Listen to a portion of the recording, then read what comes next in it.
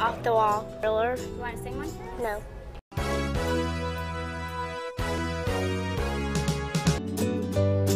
Me gusta la gimnasia.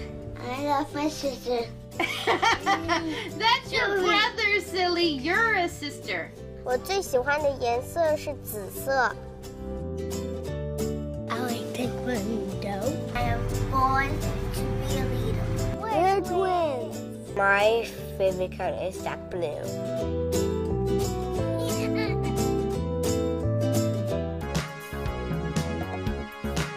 I like to carry the torch for Special Olympics. I am just like you.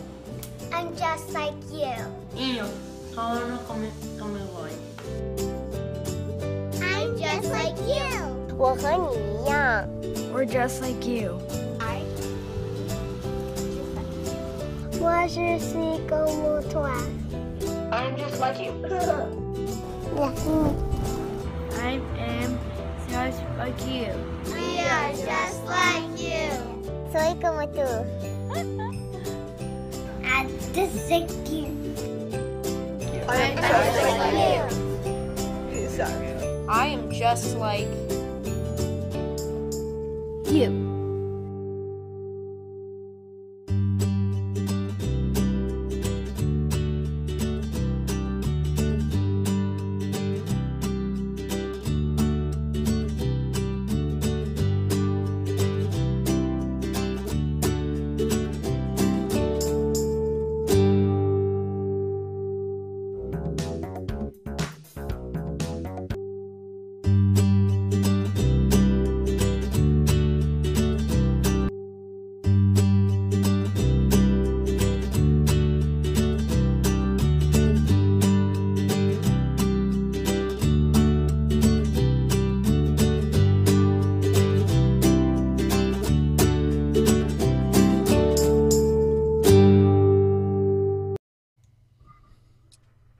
Hi, my name is Molly Korte, founder of Project Just Like You. I began this journey after my son Jacob was diagnosed with autism in the summer of 2016. I began to jump in and share stories of how we are all more alike than different. I am so glad that you are part of this tonight. Thank you for being here. This month we are celebrating March Women's Month.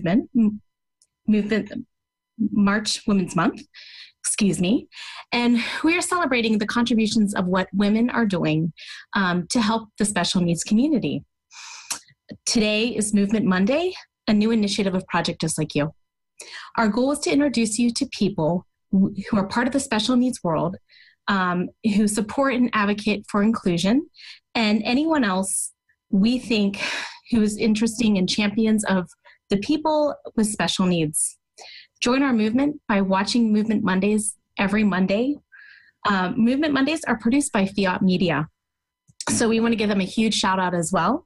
And a thank you to making this possible. You can find them on Fiat Media on Facebook or their website, Fiat Ministry Network TV. I hope that you'll take a minute to share and let other people know what you're watching. Tonight, one lucky person will receive a gift card who asks a relevant question during our live interview. It's a Target gift card. And we will pick that as soon as the interview is over tonight. So please make sure to ask questions and to send in relative comments. We're going to start in just a moment, but before we do, please let us know where you're watching from. We'd like to welcome you to our show and thank you for being part of this tonight. Tonight, we're excited to have Virginia State Senator Dr. Siobhan Dunnavant as our guest. Senator Dunnavant is serving her first term of service in the state of Virginia. Although the legislature meets for only a few months each winter, she maintains a constituent services office year-round and is committed to serving the people of the 12th District even when the General Assembly is not in session. Since 1999, Dr. Dunnavant has served as a well-respected OBGYN in a private practice in Henrico, Virginia. As a citizen legislator, she continues to practice medicine full-time when she is not in session. She has delivered over 2,500 babies and served as CEO. In 2007, she worked to start a second small business, OB Hospitalis, a healthcare company that provides physician staffing for in-hospital OBGYN services. She's been married for 29 years and has 4 children. We got to meet briefly in a course called Partners in Policymaking, and we were delighted to have you as a guest speaker for our RVA Different Abilities Day back in December. The event was our first attempt, and we had over 200 people celebrating International Day for Persons with Disabilities.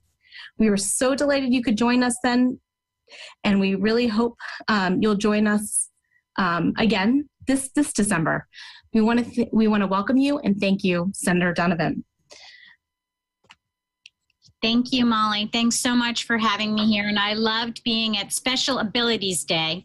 I think that's why we were calling it that day. I like it so much better, special abilities. But thanks so much for having, and I'm so glad to be here.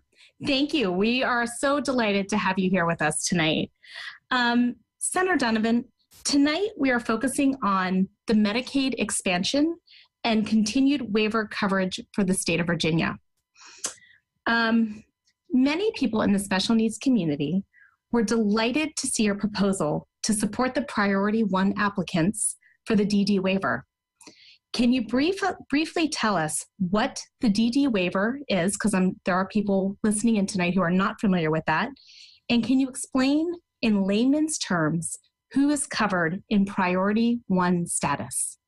So I would not say that I'm an expert at all on the different waivers. There are 3 different levels of waivers that we award in Virginia, and they recently changed the system in the names. But there are some that may just provide small services at home to make the home more friendly for somebody that has special needs, or they may be as extensive as full-time 24-hour in-home care, or even care in a group home if need be.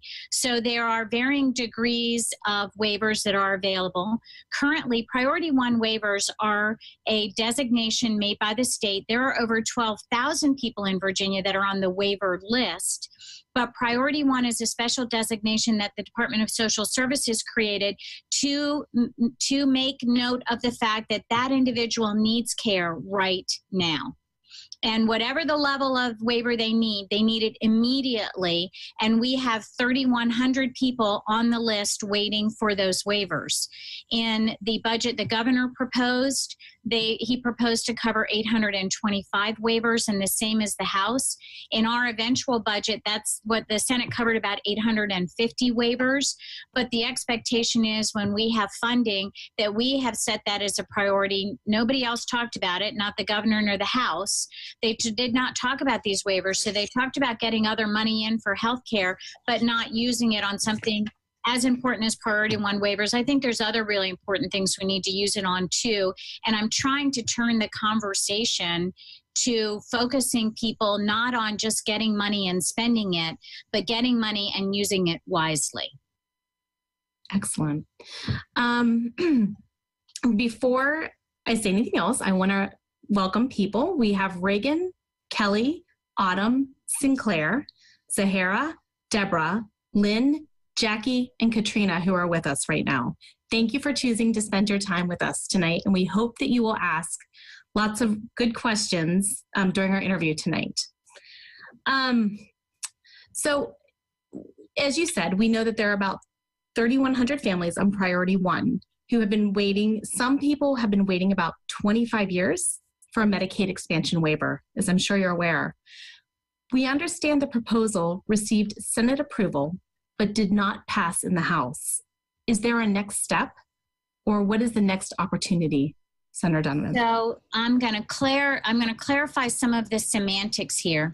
Okay. Medicaid expansion is a plan that has been introduced by the federal government to expand Medicaid services to anyone in the state that is at 138% of poverty level. Historically, when Medicaid was set up in 1965, it was set up as a safety net to cover people who could not care for themselves. And the debate that you hear about Medicaid expansion has to do with expanding to 138% as described in the Affordable Care Act. What we're talking about with Priority 1 waivers is very much a separate issue. It is something that we need to fund and cover. It is in a way covered under old Medicaid, but it is a separate designation of funding that really doesn't have anything to do with Medicaid expansion. So we need to cover the waivers and pay for them regardless of Medicaid expansion. But for those waivers, and I may have forgotten the original question because I wanted to clarify that. Molly, follow up for me. What else did you want to know about that? Of course, yeah.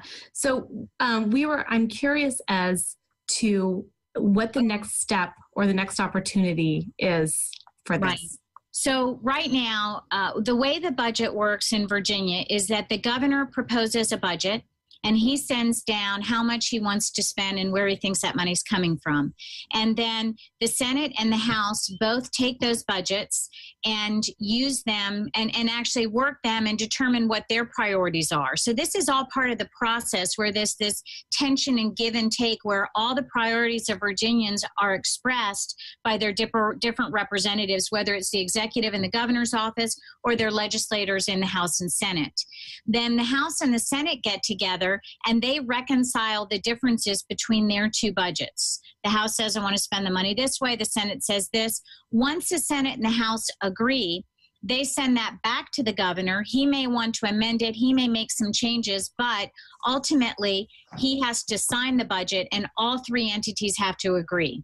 What happened this year is that the budget that was sent down by the governor, the Senate made one proposal that included the Priority 1 waivers, but did not include Medicaid expansion. We looked at extending Medicaid to cover a lot of other people, anybody with substance use disorder, mental health illness, chronic illnesses, life-threatening illnesses, but not take it to the point where we were covering people based on poverty level because there's a reasonable portion of the population, in fact, probably about 50%, that feel Medicaid should remain a safety net and not become a kind of health insurance, because that's taking us down a path to nationalized health insurance and health care. And I'm concerned about that. So I want to make sure people get Medicaid, but I'm not sure the mandates of the Affordable Care Act are the right way to do it. The House proposed Medicaid expansion, but they didn't look at some of these other issues of coverage that are needed, like alternate transportation, Priority 1 waivers, and trauma-informed care and in schools, which is something I think we're going to talk about later when I looked at your questions. So right now where we are is that we have said as the Senate, these are our priorities. The House and the governor are saying this is how we want to spend money. Eventually, we'll all sit down and talk and we'll work something out. And in our budget, the Priority 1 waivers with the principle that we want any money and savings that come into play be used to fund those, that language is in our budget. So hopefully, when the budget is all agreed upon by everybody, that language will remain. Excellent. Okay. Can you please explain to us, Senator Dunnavant, what will take place on April 11th in the special session called by Governor Northam? And would that affect your proposal at all? It will. And remember, I'm a beginning senator too, so I haven't been through anything like this before. But as I understand, Governor Northam is reintroducing another gubernatorial budget. And on the 11th, he will send that to the House and Senate.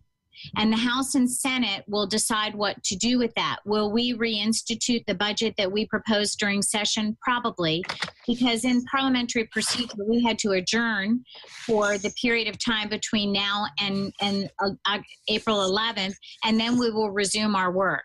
We also have reconvened session on the 18th. So I assume between the 11th and the 18th, there'll be a lot of conversations about budget. The budget may not be finalized and we may not reach agreement since there is such discordance until later, maybe even May or June. And the reason for that delay is we also need to figure in all the variables. The revenues or the income that the state has from your taxes are shifting and changing, and we need to see if they're going to be up or down, because that will reflect how much money we have to spend on things like waivers. So the 11th will restart our conversation about the budget somewhat fresh, but with all of the principles and notions that we had in place from the original session. Okay. I hope that makes sense. Thank you for explaining that. What can we do as advocates to help with the expansion of Medicaid in Virginia? Or is that something, explain, go ahead. So, well, you have to decide, where you are on the expansion of Medicaid, and there are legislators that are supporting it, and others that are supporting alternatives, and some that are not supporting it. And so, I'm in the category that is supporting alternatives. But I would say to promote Priority 1 waivers, you need to keep doing what you're doing. When you come forward with your children and you tell us your stories, it is the most influential shaping of opinion that anybody can ever have, because we all connect. And I don't think that legislators are not subject matter experts on most things, but when they connect with a parent who is, it's very informative. And it is in the last 3 years, in the last 3 sessions, me listening to your presentations when you came before the Finance Committee, and we have those hearings where we hear your opinions on the budget, that has made me such a significant advocate for making sure these waivers get funded. If we have money, we need to not spend it on new programs. We need to fund the programs we've already said are Priority 1. Let's do it. Excellent. I love that. We have a question here. Katrina asks, what's your vision for waivers ultimately? Well, ultimately, I would very quickly like to see us have all 3,100 funded of Priority 1 waivers. And I think that'll give us a chance to catch our breath and see. It's going to take us a little while to get up to speed on providing those services, because once you award the waiver, you have to find people that are going to provide those services too. So it's going to take us a little while. But then I'd like to figure out, what does it look like as we move forward? How many more revolving Priority 1 waivers do we have annually? Can we budget better so that we always stay ahead of this instead of always behind? And so that's kind of what I'd like to see. I think our vision is that we're going to find ways to get people to the level that they can participate the way they want to in their community faster and earlier and more effectively. And we're going to find over time that we're going to be dealing with much lower cost waivers because people are going to be so much more high functioning. That's where I'd like to see us going. Perfect. So now my understanding is that expanding Medicaid means that Virginia saves money because federal dollars match the state dollars. If that's the case, can the savings be used to expanding DD waivers in Virginia? So, and tell me if I go on too long, Molly, because You're doing fine. I get into the weeds on this. It's taken me all this time to really figure out how things work at the state. But the first thing I would say is there is not that much savings with Medicaid expansion. Medicaid expansion means that you expand to 138% of the poverty level, everyone. And for the people that were not previously covered, so we already cover about 1 million people on Medicaid in Virginia.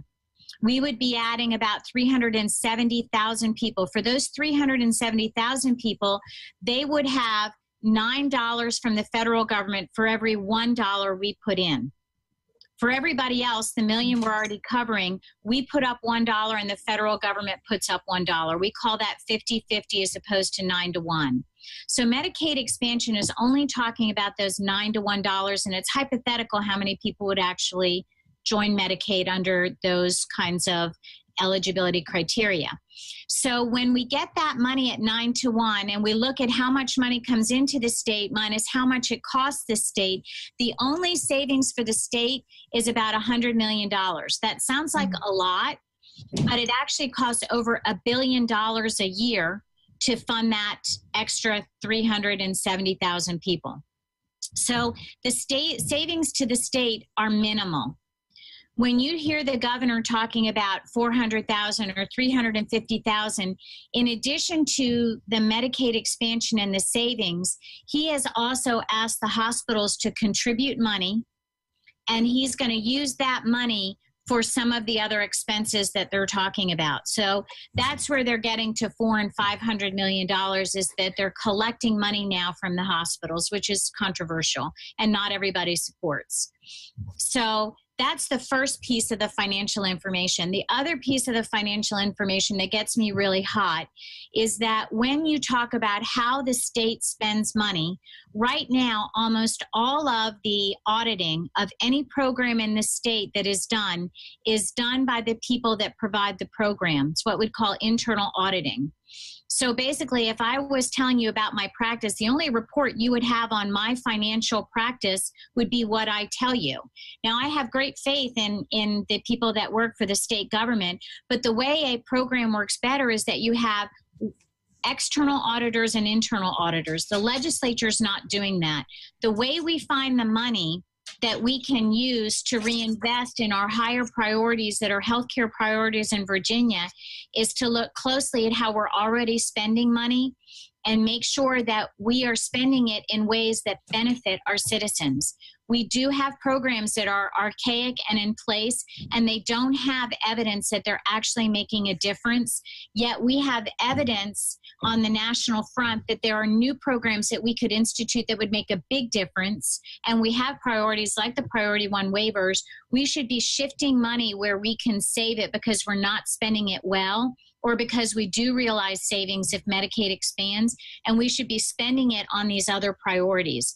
To do that, I have in place in the budget a process by which we would start doing external audits on all of the programs in Health and Human Resources, so we could make sure that we did bend the cost curve on healthcare and we provided programs that provided the most benefit for our citizens, so we could start making a difference instead of just throwing money at programs. I hope that wasn't too detailed, but that's how I want to find those savings. Mm-hmm. That sounds absolutely like a daunting task. More power to you, Jen. I mean, thank you for what you're doing and for recognizing these things. And, you know, I think we all have the ultimate goal, which is we want to see these people, especially on Priority 1, get the care that they need. Because as we know, healthcare is incredibly expensive, and it's hard on a lot of people to. And when you get the money to them sooner, it's less expensive, right? And so it's wise as well as the right humanistic thing to do. Of course, and I look at my own son, and I think right now we're in a separate situation ourselves, where the insurance that we're on does not cover ABA therapy that my son needs. And I keep thinking to myself, my goodness, if he would just get the therapies now, it saves so much money in the long run. How old is your son? He's 3 years old. I thought we had that covered as a benefit in Virginia. Not under we expanded it this year to 18. It's not covered. Well, we are on the Affordable Health Care Act because my husband's an entrepreneur. And so we are not covered for anything when it comes to the ABA therapy. So when we get some of the things we put through this year up and rolling, I want you to look at the benefits consortium that's going to be offered through the Chamber of Commerce, because you're going to be able to get a much better insurance coverage at a much lower rate, because people will be from small businesses that don't usually have the ability to pool together and leverage their numbers to get better deals with health insurance, will be able to get it with that benefits consortium. So you will be able to get small business coverage through Chamber of Commerce and National Federation of Independent Business once we get up and rolling legislation we passed this year. And that will affect the people such as ourselves, the families on the Affordable Health Care Act? Yes. So anybody, so if you are buying, if you're buying insurance in the individual marketplace, which is where many small businesses went, and even bigger businesses because it got too expensive for them to provide the health care, if you have been driven into that individual marketplace, that marketplace is such a mess. I will be working on that between this year and next year to see what we can do. But we had constituents come speak to us this year in the legislature and tell us that their health plans premiums had gone up 300% in the individual marketplace. 300%. It had gone from about $500 a month to $1,500 a month and they're all healthy, young families that are small business owners. I believe it. For some of them, it was more than their mortgage. And so we have 3 different pieces of legislation that went through and are waiting to be signed by the governor now that will help that marketplace. So you'll have to still look and see if all of the benefits are offered, because, you know, health plans have different benefits that they have assigned to them, but you will be able to get more affordable insurance with more negotiating power through these benefits consortiums than you've been able to get in the individual marketplace. That's wonderful. It's good news. Yeah. I'm so glad to hear that. We have a few more questions here, Senator Dunnavant. Maria asks, what's the best way to get the attention and share our stories with our senators? I think that's a great question, Maria. That is a great question. It's easier for me because on finance, we have people come and comment on the governor's budget after he proposes it. So we hear about priority 1 waivers all the time. I think we've got them. You know, this came out of the Senate 40-0. And I think that we've made our point that you can't overlook the things we've already agreed to do in healthcare and spend money on other parts of the budget. The money, even if we expand Medicaid, and I don't know if we're going to, you know, I feel like I'm there advocating for people who have asked me to find a different path, because the other worry about that 9-to-1 funding is that the federal government's financially challenged, like we all know, and they have already said they're going to cut that funding. So if they cut it 30%, $300 million we have to find in Virginia. If they cut it 50%, $500 million just to continue the program. People that are advocates for Medicaid expansion say, well, we'll just take the health care away then. We'll take the health plans away. How are we ever going to do that? We should never build a plan that is contingent upon taking it away. If the funding goes away, we should build a plan that we know we can fund. And that's what I built when I built it. Didn't cover 370. It covered closer to 60,000 people, but it covered those in most need in Virginia. And so that worries me. But having said that, the best way is probably to get to them at their offices when we're not in session. Get to their district offices. We keep our district offices open all year.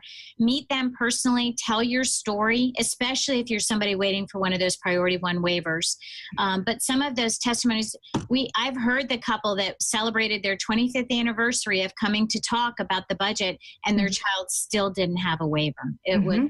It's hard to hear, but it's hard to hear it. And we know those people personally, and it's heartbreaking. But they have to keep sharing their story in hopes that, you know, what else do they have? They have to continue to put themselves out there, and they have to take responsibility for this. This is priority 1. That means something. Absolutely correct. Yes. We have another question, Senator Dunnavant. Carrie asks, do you support Medicaid funding from hospitals? Why or why not? Oh, maybe, Carrie, you can email if I'm on the right plan. Are you talking about provider fees? If so, that's where the hospitals front the money, and then we use that to cover healthcare costs. And I will say the plan that I proposed did include a provider fee because I believed that was a sustainable funding source.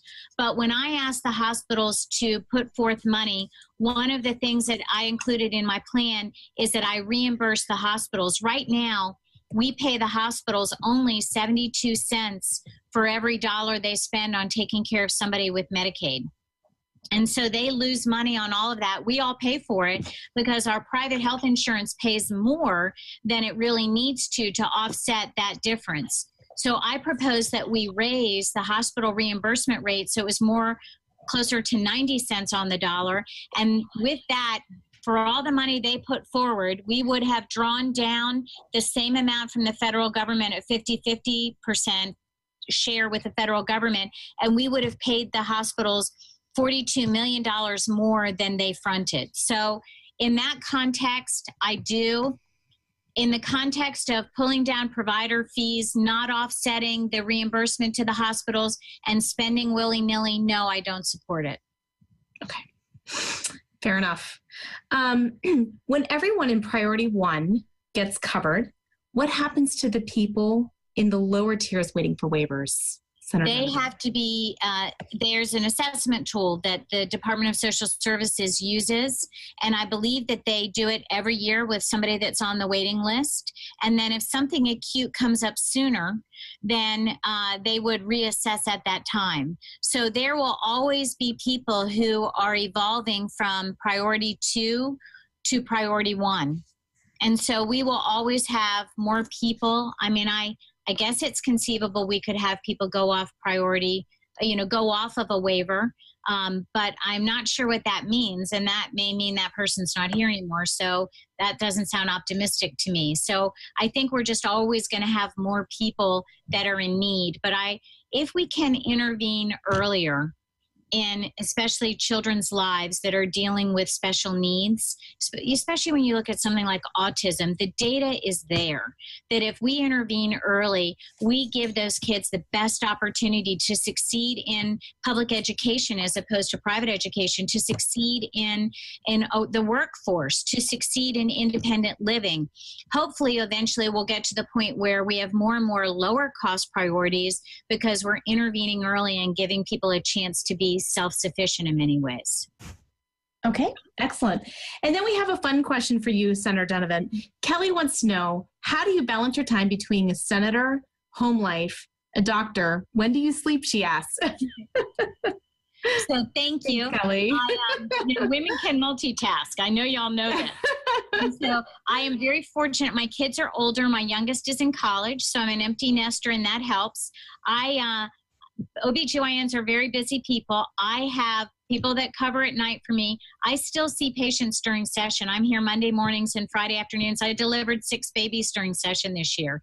And so I still kind of keep a finger in the pot, but I just work fast and furious. I try to be efficient, get my work done.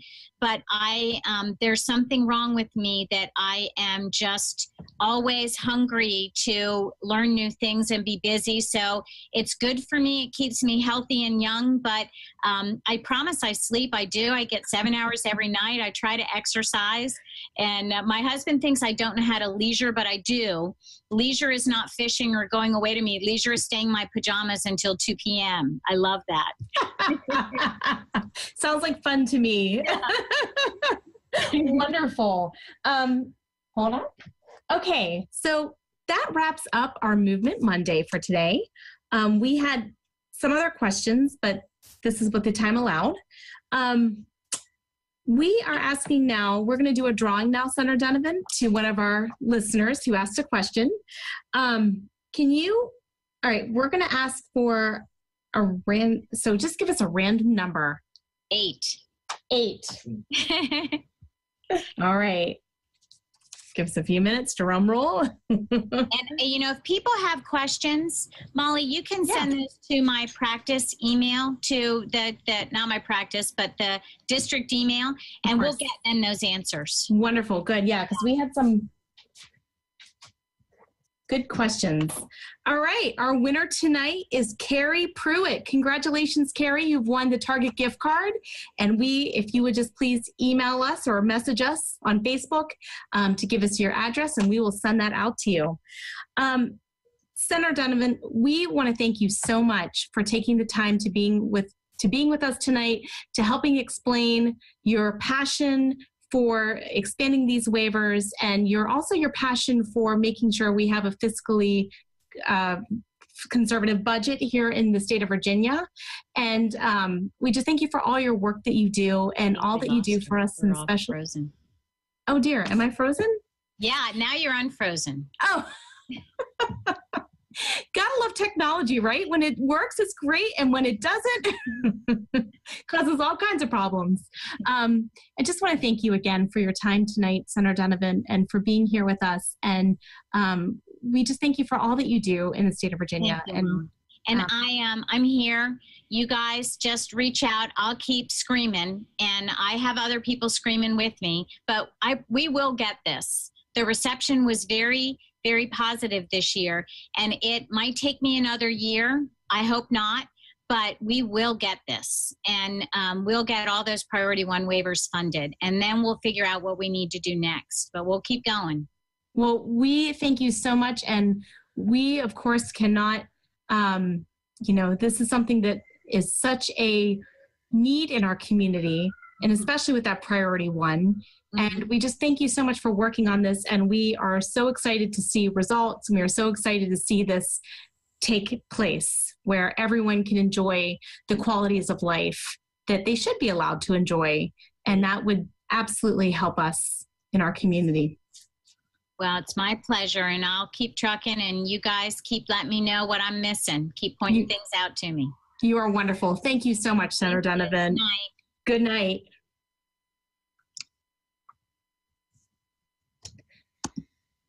Okay, friends, that wraps up our Movement Monday.